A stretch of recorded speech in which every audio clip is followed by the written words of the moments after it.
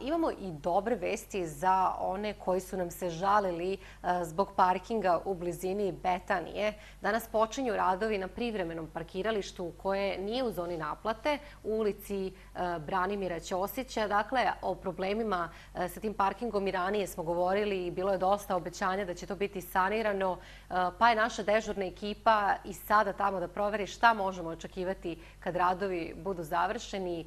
Želim dobro jutro, Dejani. Dobro jutro, Asija. Pa kao što se već rekla, danas počinju radovi na parkiralištu. Iako je privilegija imati ovako veliki parking u širem centru grada, ovde su vozači često imali problema, pogotovo kada padne kiša. O tome kako će izgledati novo parkiralište reći će nam Jasna Kovčin iz Parking servisa. Jasna, dobro jutro. Evo, počinju danas radovi. Šta će to sve biti urađeno? Dobro jutro, želim vama i naravno svim gledalcima jutarnjeg programa. Da, jedna investicija koja je već duže vreme u planu i evo konačno su se stvorili uslovi za njenu realizaciju.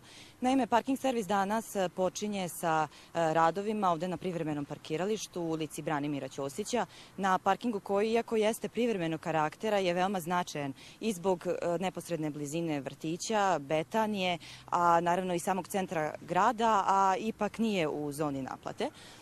Ono što će biti urađeno jeste da će se asfaltirati prilazna saobraćajnica na parking širine 5,5 i dužine čak 90 metara, dakle i jedan veći deo samog parkirališta.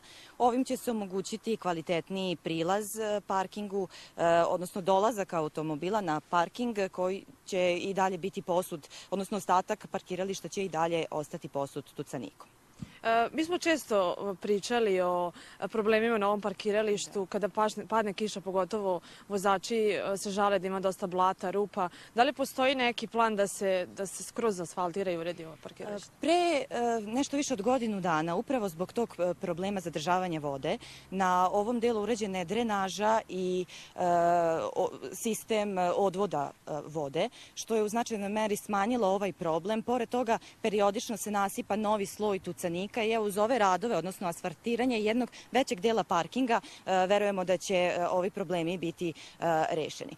Sad što se tiče asfaltiranja celog parking prostora, tako nešto nažalost u ovom momentu nije moguće. Iz razloga, ja stalno govorim u pitanju privremen parking. To znači da je ova parcela se trenutno koristi kao parking prostor, a urbanističkim planovima nešto drugo jeste namenjeno ovom prostoru, tako da neke veće investicije tipa većeg asfaltiranja ili nekih drugih čvršćih konstrukcija, nažalost, nije isplativo i nije moguće. Međutim, ova saobraćajnica koja se trenutno pravi se u potpunosti uklapa u buduće planove, tako da ona jeste potpuno opravdana. Jasno, hvala mnogo i nadamo se da će barem privremeno biti rešeni ovi problemi. Dakle, za mesec dana ovo parkiralište će dobiti novi izgled, biće asfaltirana prilazna saobraćajnica, a ono što je najbitnije, verujem, za sve vozače, parking se i dalje neće naplaćivati.